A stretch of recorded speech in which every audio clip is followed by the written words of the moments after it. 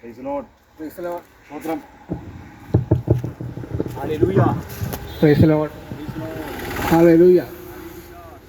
ദൈവത്തിന് സ്തോത്രം. കർത്താവിൻ്റെ അതിപരിശുദ്ധമായ നാമം ഈ സായം സന്ധ്യക്കാലം വാഴ്ത്തപ്പെടുമാറായി തീരട്ടെ. ഒരു അവധി ദിവസത്തിൻ്റെ സായം സന്ധ്യയിൽ നിങ്ങളോടൊപ്പം ആയിരിക്കുവാൻ ഞങ്ങൾക്ക് കൃപ നൽകിയ സർവശക്തനായ ദൈവത്തിന് നന്ദി കരയറ്റുന്നു. അടുത്തും അകലെയും ഇരുന്നു കൊണ്ട് ഞങ്ങളുടെ ഈ വാഹിനിയുടെ പരിധിക്കുള്ളിൽ നിന്നുകൊണ്ട് ഞങ്ങളുടെ ഈ എളിയ ശബ്ദത്തിൽ കേൾക്കുന്ന ഈ ദേശത്തിലെ എല്ലാ നല്ലവരായ ദേശനിവാസികൾക്കും വേഗം വരാമെന്ന് വാഗ്ദത്തം നൽകിയ സർവശക്തനായ കർത്താവ് യേശു ക്രിസ്തുവിൻ്റെ മഹത്വവും നിസ്തുല്യമായ നാമത്തിലുള്ള ക്രിസ്തീയ സ്നേഹവന്ദനത്തെ അറിയിക്കുന്നു. പ്രിയപ്പെട്ടവരെ, സംഭവങ്ങളെ കൊണ്ട് നിറഞ്ഞ ഒരു കാലഘട്ടത്തിലാണ് നമ്മൾ ജീവിച്ചുകൊണ്ടിരിക്കുന്നത്. വാർത്തകൾക്ക് ഒരു പഞ്ഞവുമില്ലാത്ത ഒരു ലോകത്താണ് നമ്മൾ ജീവിക്കുന്നത്. നമുക്കറിയാം, നമ്മുടെയൊക്കെ ഭവനങ്ങളിൽ ദിവസവും പത്രം വരുത്തുന്ന വ്യക്തികളാണ്, പ്രിയപ്പെട്ടവരാണ് നിങ്ങളിൽ പലരും. നമ്മളുടെ വീട്ടുമുറ്റത്ത് എന്നും അതിരാവിലെ വരുന്ന പത്രങ്ങൾ എടുത്ത് വായിക്കുമ്പോൾ പലപ്പോഴും അങ്ങനെ കാണുന്ന വാർത്തകൾ നമ്മുടെ ഹൃദയത്തെ സന്തോഷിപ്പിക്കുകയും നമ്മുടെ മനസ്സിനെ ആശ്വസിപ്പിക്കുകയും ചെയ്യുന്ന വാർത്തകളല്ല കൂടുതൽ നാം കാണുകയും കേൾക്കുകയും ചെയ്യുന്നത്. അതിന് പകരം ആ പുലർകാലത്തിൽ പത്രം എടുത്ത് നോക്കുമ്പോൾ പലപ്പോഴും നമ്മളെ സ്വാഗതം ചെയ്യുന്നത് ക്രൂരമായ കൊലപാതകങ്ങളുടെ, ക്രൂരമായ ഹത്യകളുടെ, മറ്റൊരു മനുഷ്യനോട് ചെയ്യുന്ന വളരെ ക്രൂരമായ പ്രവൃത്തികളുടെ വാർത്തകളാണ് നാം പലപ്പോഴും കാണുകയും കേൾക്കുകയും വായിക്കുകയും ചെയ്യുവാനിടയാത്തിരുന്നത്. അങ്ങനെ ക്രൂരമായിട്ടുള്ളതും നമ്മുടെ മനസ്സിനെ ഹൃദയത്തെ വേദനിപ്പിക്കുകയും ചോദ്യചിഹ്നങ്ങൾ ഇടുകയും ചെയ്യുന്ന വാർത്തകൾ കാണുകയും കേൾക്കുകയും ചെയ്യുന്ന ഒരു ലോകത്താണ് ഈ സന്ധ്യാസമയത്ത് ഞങ്ങൾ നിങ്ങളുമായി മാറ്റമില്ലാത്ത ആ തിരുവചന സന്ദേശങ്ങൾ, അല്ലെങ്കിൽ മാറ്റമില്ലാത്ത സുവിശേഷ സത്യങ്ങൾ, സന്തോഷ വർത്തമാനം, ഗുഡ് ന്യൂസ് നിങ്ങളുമായി പങ്കുവയ്ക്കുവാൻ ആഗ്രഹിക്കുന്നത്. പ്രിയപ്പെട്ടവരെ, മുമ്പ് ഞങ്ങൾ പ്രസ്താവിച്ചതുപോലെ എന്താണ് സുവിശേഷം? സുവിശേഷം എന്ന വാക്കിന്റെ അർത്ഥം നല്ല വർത്തമാനം, അല്ലെങ്കിൽ നല്ല സന്ദേശം, അല്ലെങ്കിൽ സന്തോഷം നൽകുന്ന സന്ദേശം എന്നാണ്.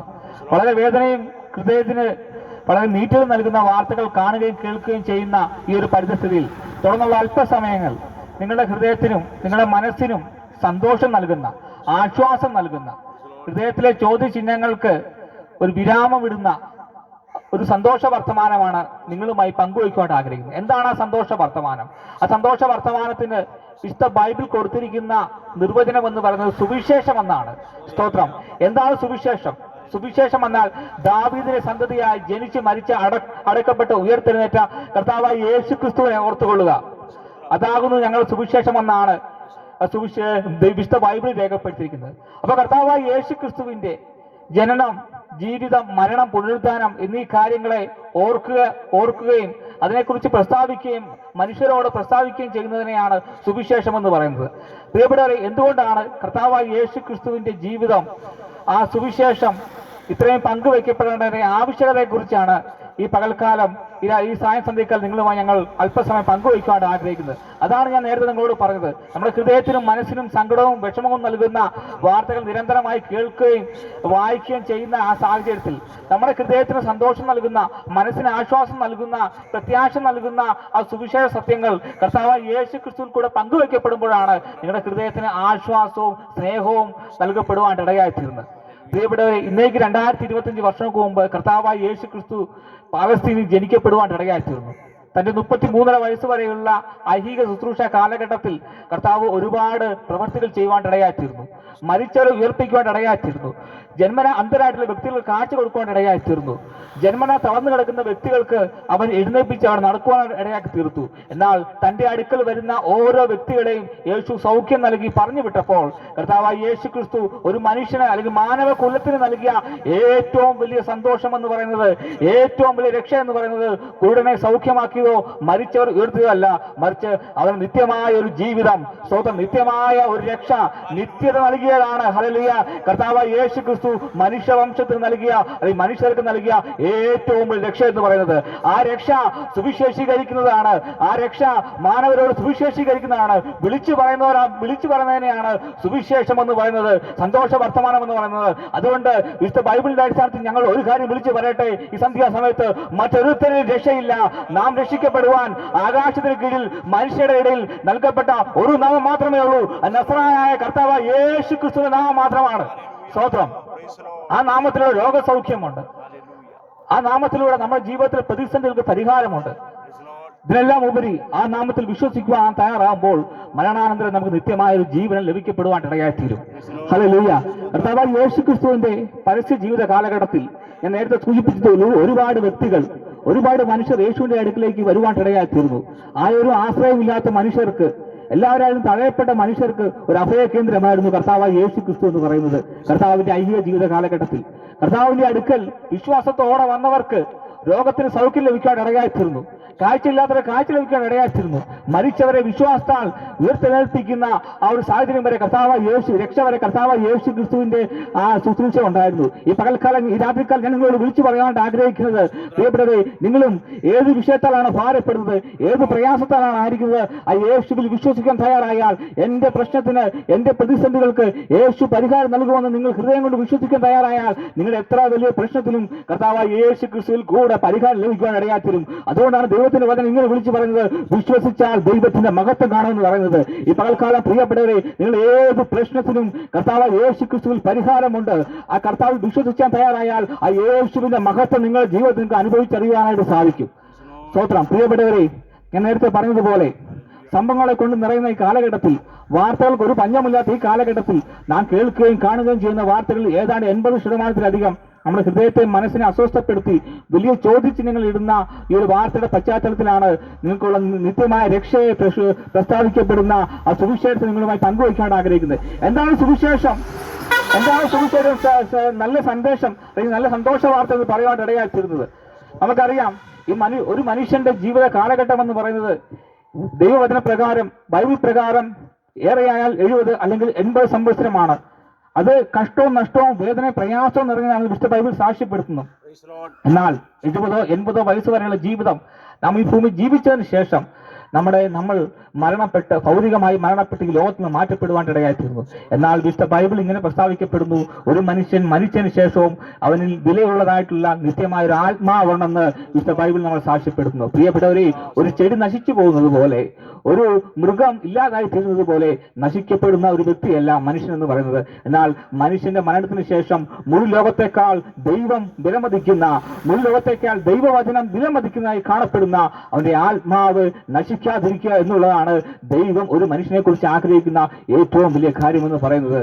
അങ്ങനെ പാപം ചെയ്ത് ദൈവത്തിന്റെ സൃഷ്ടിയായ മനുഷ്യൻ പാപം ചെയ്ത് ദൈവത്തിന്റെ തേജ് നഷ്ടപ്പെട്ട് എന്നേക്കുമായി ആത്മീയവും ഭൗതികവുമായി മരണം സംഭവിച്ചപ്പോൾ ആ മരണത്തിൽ നിന്നും മനുഷ്യനെ, ആ ആത്മീയ മരണത്തിൽ നിന്നും മനുഷ്യനെ രക്ഷിച്ച് ഒരു നിത്യ ജീവൻ അവൻ നൽകുവാൻ വേണ്ടിയാണ് കർത്താവായ യേശു ക്രിസ്തു ഭൂമിയിലേക്ക് വരുവാൻ ഇടയായിത്തീർന്നത്. സ്തോത്രം. പ്രിയപ്പെട്ടവരെ, ദൈവവചനമായ ഉൽപ്പത്തി പുസ്തകത്തിൽ മനുഷ്യന്റെ സൃഷ്ടിയെക്കുറിച്ച് ഇങ്ങനെയാണ് രേഖപ്പെടുത്തിയിരിക്കുന്നത്. ദൈവം തന്റെ സാദൃശ്യത്തിലും സ്വരൂപത്തിലും മനുഷ്യനെ സൃഷ്ടിച്ചു. ദൈവത്തിന്റെ സാദൃശ്യത്തിലും സ്വരൂപത്തിലുമാണ് ദൈവം മനുഷ്യനെ സൃഷ്ടിച്ചത്. എന്താണ് ദൈവത്തിന്റെ സാദൃശ്യവും സ്വരൂപവും? ദൈവം സൃഷ്ടിച്ച തന്റെ സാദൃശ്യത്തിലും സ്വരൂപത്തിലും സൃഷ്ടിച്ച ഏക ഒരു സൃഷ്ടി പാത്രമാണ്, അല്ലെങ്കിൽ സൃഷ്ടിയുടെ ഉദാഹരണമാണ് മനുഷ്യൻ എന്ന് പറയുന്നത്. മനുഷ്യനെ മാത്രമാണ് ദൈവം തന്റെ സാദൃശ്യത്തിലും സ്വരൂപത്തിലും സൃഷ്ടിച്ചത്. എന്താണ് ദൈവത്തിന്റെ സാദൃശ്യവും സ്വരൂപവും? നമുക്കറിയാം, മനുഷ്യനിൽ അടങ്ങിയിരിക്കുന്ന സ്വഭാവ സവിശേഷതകളാണ് സ്നേഹവും സത്യസന്ധതയും വിശ്വസ്തതയും കരുണയും ആർദ്രതയും മനസ്സിലും എന്നുള്ളത്. നമ്മുടെ ഫ്രണ്ടിൽ കൂടെ ഇപ്പോൾ ഒരു കുഞ്ഞ് കടന്നു പോയിട്ട് ആ കുഞ്ഞ് നിലത്ത് വീഴുവാന്ന് വെക്കുക, അല്ലെങ്കിൽ അവൻ തെറിച്ച് വീഴുവാന്ന് വെക്കുക. നമ്മൾ എന്ത് ചെയ്യും? ആ കുഞ്ഞിനെ വാരി എടുത്തുകൊണ്ട് അവനെ ആശ്വസിപ്പിക്കാൻ തയ്യാറായില്ലേ? അങ്ങനെ ഒരു കരുണ നമ്മുടെ ഹൃദയത്തിൽ ഉണ്ടാകുവാൻ ഇടയാത്തിരുന്നു. എത്ര വലിയ ക്രൂരനായ ഒരു മനുഷ്യനിലും ആ കരുണയുടെ സ്വഭാവം പ്രതിഫലിക്കുവാൻ ഇടയാത്തിരുന്നു. പ്രിയപ്പെട്ടവരെ, ആ കരുണ കടന്നു വരുന്നത് ദൈവത്തിന്റെ ഏറ്റവും അഗുണോദാഹരണമായ സൃഷ്ടിയായ മനുഷ്യനിലേക്ക് ആ കരുണ കടന്നു വരുന്നത് അവൻ ദൈവത്തിന്റെ സൃഷ്ടിയായതുകൊണ്ടാണ്. അതുകൊണ്ടാണ് ദൈവം തന്റെ സാദൃശ്യത്തിലും സ്വരൂപത്തിലും മനുഷ്യനെ സൃഷ്ടിക്കുവാൻ ഇടയാത്തിരുന്നത്.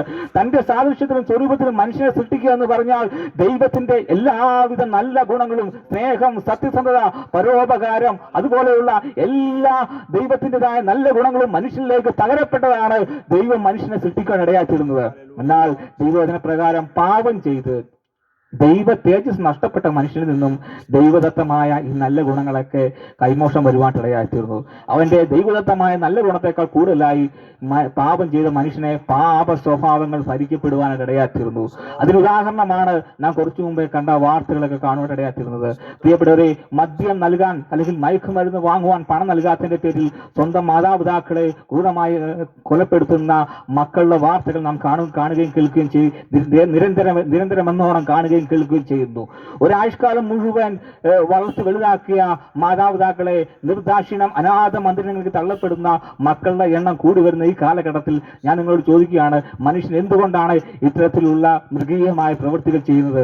അത് മറ്റൊന്നും കൊണ്ടല്ല, മനുഷ്യനിൽ അന്തർലീനമായിരിക്കുന്ന പാപമുള്ളത് കൊണ്ടാണ് മനുഷ്യൻ ഇത്രത്തോളം അധപ്പതിച്ച പ്രവൃത്തികൾ ചെയ്യുവാൻ ഇടയാക്കുന്നത്. അതുകൊണ്ട് ഏക മനുഷ്യന പാപം മൂലം മരണവും ലോകത്തിലേക്ക് കടന്നു വന്നു എന്നാണ് ദൈവത്തിന്റെ വചനം വളരെ വ്യക്തമായി നമ്മളോട് പറയാൻ ഇടയാക്കുന്നത്. പ്രിയപ്പെട്ടവരെ, ഏക മനുഷ്യനാൽ പാപം മൂലം മരണവും ലോകത്തിൽ കടന്നു വന്നതിന് ശേഷം 70-80 വയസ്സിന് ശേഷം നാം ഭൂമിയിൽ നിന്ന് മാറ്റപ്പെടുമ്പോൾ പ്രിയപ്പെട്ട നമ്മുടെ ഭൗതിക ശരീരം മരിക്കുകയും നമ്മുടെ ആത്മാവ് നിത്യമായ മരണത്തിലേക്ക് പോവുകയും ചെയ്യുന്ന അവസ്ഥയിലേക്ക് നാം കടന്നു വന്നപ്പോൾ അവിടെ നിന്ന് മനുഷ്യനെ വിടുവിച്ച് തന്നിൽ വിശ്വസിക്കുന്നവർക്ക് നിത്യജീവൻ നൽകുവാൻ വേണ്ടി കർത്താവ് യേശുക്രിസ്തു ഈ ഭൂമിയിൽ വന്ന് ജീവിച്ച് മരിച്ച് അടക്കപ്പെട്ട് തന്നിൽ വിശ്വസിക്കുന്നവർക്ക് ഒരു നിത്യജീവൻ നൽകുവാനായിട്ട് ഇടയായിത്തീർന്നു. സ്തോത്രം. പ്രിയപ്പെട്ടവരെ, ഈ സമയക്കാലം ഞങ്ങൾ നിങ്ങൾക്ക് മുന്നിൽ 2 അവസരങ്ങൾ പ്രദാനം ചെയ്തുകൊണ്ട് 2 സാധ്യതകൾ നിങ്ങൾക്ക് മുന്നിൽ വെച്ചുകൊണ്ട് ഞാൻ എൻ്റെ എളിയ വാക്കുകളെ ഉപസംഹരിക്കുവാനാണ് ആഗ്രഹിക്കുന്നത്. ഒന്നെങ്കിൽ ഈ ഭൂമിയിൽ പാപത്തിൽ ജനിച്ച് പാപത്തിൽ ജീവിച്ച് പാപത്തിൽ മരിച്ച് നിത്യമായ മരണത്തിലേക്ക് നമുക്ക് മാറ്റപ്പെടാം. രണ്ടാമത്, ഈ ഭൂമിയിൽ ജീവിക്കുമ്പോൾ നമ്മുടെ പാപങ്ങളെ കർത്താവായ യേശു ക്രിസ്തുവിനോട് ഏറ്റുപറഞ്ഞ് കർത്താവായ യേശു ക്രിസ്തുവിനെ നമ്മുടെ ഹൃദയത്തിൽ രക്ഷകനായി സ്വീകരിച്ച് ആ പാപത്തിൽ നിന്ന് വിടുതൽ പ്രാപിച്ച് ആ പാപം മൂലം നമുക്ക് നൽകപ്പെടുന്ന ആത്മീയമായ മരണത്തിൽ നിന്ന് വിടുതൽ പ്രാപിച്ച് നിത്യമായ ജീവിതത്തിലേക്ക് നമുക്ക് പ്രവേശിക്കുവാനായിട്ട് ഇടയായിത്തീരാം. പ്രിയപ്പെട്ട, ഈ ലോകത്തിൽ 3 അവസ്ഥകളെ നമുക്ക് കാണുവാനായിട്ട് ഇടയായിത്തീരും. 1 അധമമായ അവസ്ഥ, 2 ഉത്തമമായ അവസ്ഥ, 3-ാമത്തെ അവസ്ഥയാണ് അത്യുത്തമമായ അവസ്ഥ എന്ന് പറയുന്നത്. അധമമായ അവസ്ഥയ്ക്ക് ഒരുപാട് ഉദാഹരണങ്ങളൊന്നും പറയേണ്ടതായിട്ടില്ല. ഞാൻ നേരത്തെ പറഞ്ഞതുപോലെ ക്രൂരമായ കൃത്യങ്ങളിലൂടെ ക്രൂരമായ സ്വഭാവങ്ങളിലൂടെ മനുഷ്യൻ ചെയ്യുന്ന പ്രവൃത്തികളെ പത്രദൃശ്യ മാധ്യമങ്ങളിലൂടെ നാം ദിവസേന എന്നോണം കാണുകയും കേൾക്കുകയും ചെയ്യുന്നു.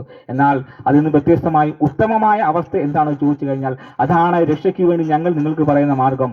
ഉത്തമമായ അവസ്ഥ എന്താണെന്ന് ചോദിച്ചു കഴിഞ്ഞാൽ അധമമായ ജീവിതാവസ്ഥയിൽ നിന്നും തങ്ങളുടെ പാപ സ്വഭാവങ്ങളെ ഏറ്റുപറഞ്ഞുകൊണ്ട് ഞാനൊരു പാപിയാണെന്ന് സ്വയം സമ്മതിച്ചുകൊണ്ട് കർത്താവായ യേശു ക്രിസ്തുവിന് മുമ്പാകെ തന്റെ പാപങ്ങളെ ഏറ്റുപറഞ്ഞുകൊണ്ട് യേശുവിനെ ഹൃദയത്തിൽ രക്ഷകനായി സ്വീകരിക്കുന്നതാണ് ഉത്തമമായ അവസ്ഥ എന്ന് പറയുന്നത്. ഒരു വ്യക്തി അങ്ങനെ ഉത്തമമായ അവസ്ഥയിലേക്ക് പ്രവേശിക്കുമ്പോൾ അവന്റെ ഈ ഭൂമിയിലെ ജീവിതത്തിൽ ഹല്ലേലൂയ അനുഗ്രഹങ്ങൾ ലഭിക്കുമെന്ന് മാത്രമല്ല, മരണാനന്തരം നിത്യമായ ഒരു ജീവിതം, നിത്യജീവൻ ദൈവത്തോടൊപ്പം അത് ലഭിക്കപ്പെടുവാൻ ഇടയാത്തീരും. അതാണ് ഉത്തമമായ അവസ്ഥ എന്ന് പറയുന്നത്. എന്നാൽ അതിനേക്കാൾ ശ്രേഷ്ഠകരമായ മറ്റൊരവസ്ഥയുണ്ട്, അത്യുത്തമമായ അവസ്ഥ.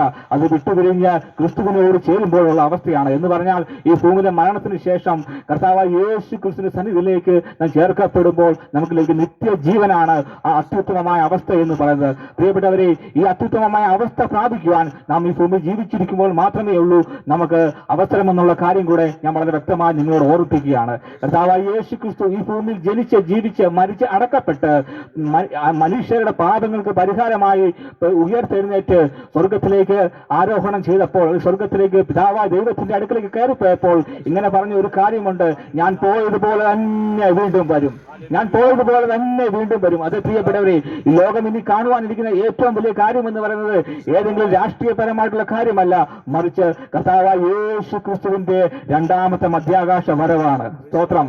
ആ മധ്യാകാശ വരവിൽ തന്നിൽ പ്രിയം വെച്ചിരിക്കുന്ന, തന്നെ കാത്തിരിക്കുന്ന, തങ്ങളുടെ പാപങ്ങളെ കർത്താവിന് മുന്നിൽ ഏറ്റുപറഞ്ഞ് ജീവിതത്തിൽ യേശുവിനെ രക്ഷിതാവായി സ്വീകരിച്ച വ്യക്തികളെ കർത്താവായ യേശു ക്രിസ്തു 2ാം വരവെങ്കിൽ അവൻ മധ്യാകാശത്തിലേക്ക് അവർ എടുക്കപ്പെടുവാൻ ഇടയാത്തീരും. അവരങ്ങനെ കർത്താവിനോടൊപ്പം ആയിരിക്കുന്ന അവസ്ഥയാണ് അത്യുത്തമമായ അവസ്ഥ എന്ന് പറയുന്നത്. പ്രിയപ്പെട്ടവരെ, ഇതിലേത് അവസ്ഥ വേണമെന്നുള്ള കാര്യം ഈ പകൽക്കാലം നിങ്ങളുടെ ചോയ്സിലേക്ക്, നിങ്ങളുടെ തീരുമാനത്തിലേക്ക് ഞാൻ വിട്ടുതരികയാണ്.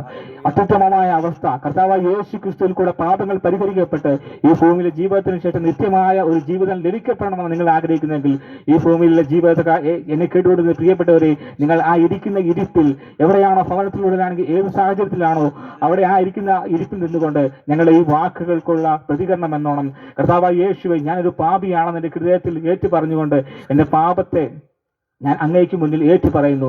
അങ്ങ് എൻ്റെ പാപത്തിന് വേണ്ടിയാണ് ക്രൂശിൽ മരിച്ചത് എന്ന് ഞാൻ വിശ്വസിക്കുന്നു. ഈ നിമിഷം ഞാൻ എൻ്റെ പാപങ്ങളേക്ക് ഏറ്റു പറഞ്ഞ് അങ്ങേ ഞാൻ എൻ്റെ രക്ഷിതാവായി സ്വീകരിക്കുന്നു എന്ന് നിങ്ങൾ ഹൃദയത്തിൽ ഈ നിമിഷം ഒരു തീരുമാനം എടുക്കുവാൻ തയ്യാറായാൽ നിങ്ങൾ രക്ഷിക്കപ്പെടുവാൻ ഇടയാത്തീരും. നിങ്ങളുടെ പാപങ്ങൾ പരിഹരിക്കപ്പെടുവാൻ ഇടയാത്തീരും. അങ്ങനെ രക്ഷിക്കപ്പെട്ട് നിങ്ങളുടെ പാപങ്ങൾ പരിഹരിക്കപ്പെടുമ്പോൾ ഈ ഭൂമിയിലെ മരണത്തിന് ശേഷം നിങ്ങളുടെ ആത്മാവ് നശിക്കാതെ നിത്യമായ ജീവിതത്തിലേക്ക് പ്രവേശിക്കുവാൻ കർത്താവായ യേശു ക്രിസ്തുവിന്റെ രണ്ടാമത്തെ വരവിങ്കൽ നിങ്ങൾ എടുക്കപ്പെടുവാനായിട്ട് ഇടയാത്തീരും. അതല്ല, നിങ്ങൾ മരണപ്പെടുകയാണെങ്കിൽ മധ്യാകാശ വരവിൽ ഇങ്ങനെയാണ് ബൈബിൾ എഴുതിയിരിക്കുന്നത്: കർത്താവ് താൻ ഗംഭീരനാദത്തോടും പ്രധാന ദൂതന്റെ ശബ്ദത്തോടും സ്വർഗത്തിൽ നിന്ന് ഇറങ്ങി വരികയും മരിച്ചവർ ഉയർത്തെഴുന്നേൽക്കുകയും ജീവനോട് ശേഷിക്കുന്ന വ്യക്തികൾ, മനുഷ്യർ, അവർ രൂപാന്തരപ്പെട്ട് കർത്താവിന്റെ വരവിൽ എടുക്കപ്പെടുവാൻ ഇടയാത്തീരും.